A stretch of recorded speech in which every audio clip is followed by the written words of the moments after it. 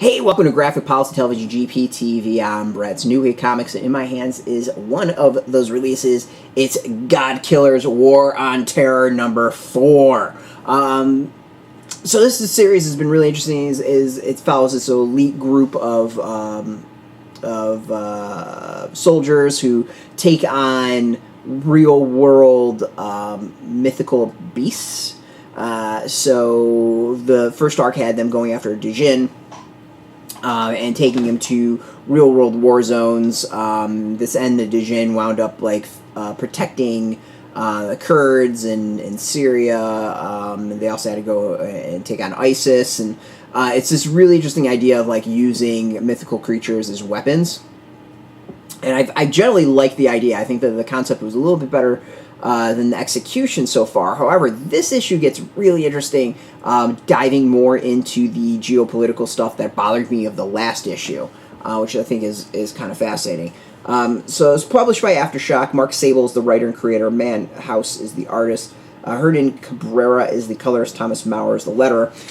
So last issue, for those who watched my video, I'm pretty sure it was last issues.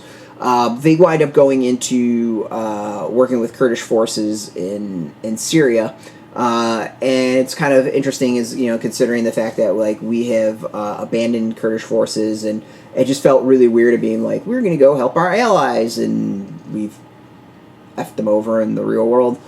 So this issue kind of touches upon that in a little weird way. The Djinn's gone, their protection's gone, and the Kurdish forces are getting the crap beat out of them by Russian fighters.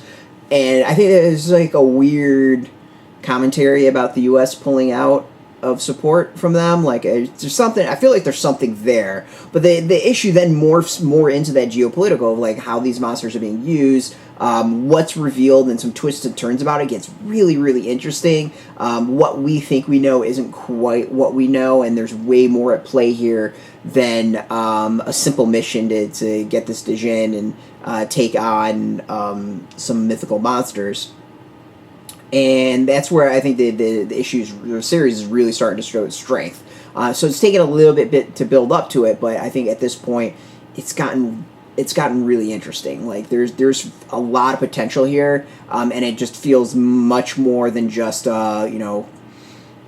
Joe takes on mythical monsters is kind of the initial vibe.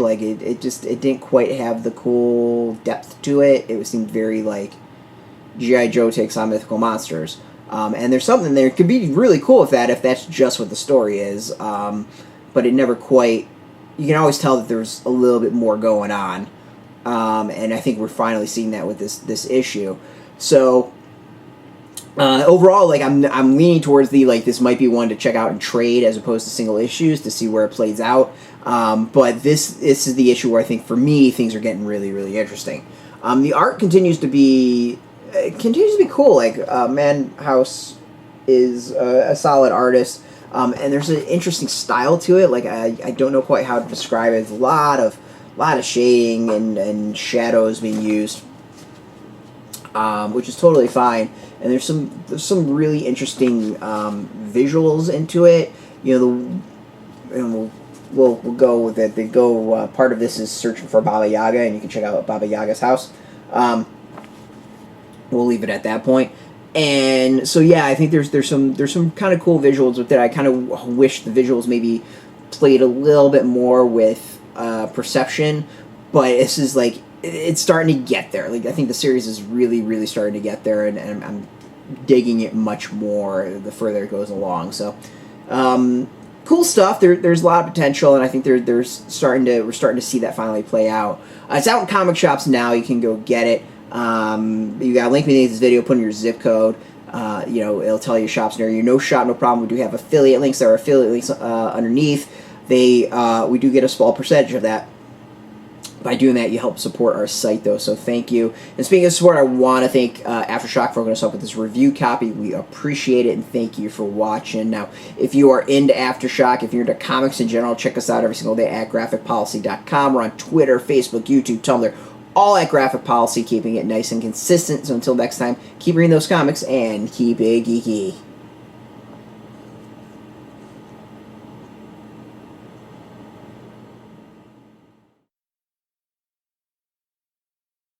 Hey, thanks for watching the previous video from Graphic Policy Television. Just by watching, you help support our site. Thank you so much. Now, if you're watching these videos, you probably care about geeky things like movies, television, comic books, toys, games, video games, you name it. You can go and subscribe right now to our YouTube channel to stay in touch and catch all the new videos, or check out our website at graphicpolicy.com. There's a nice link on this end of the video. But as always, thank you for watching. Keep on rocking and keep it geeky.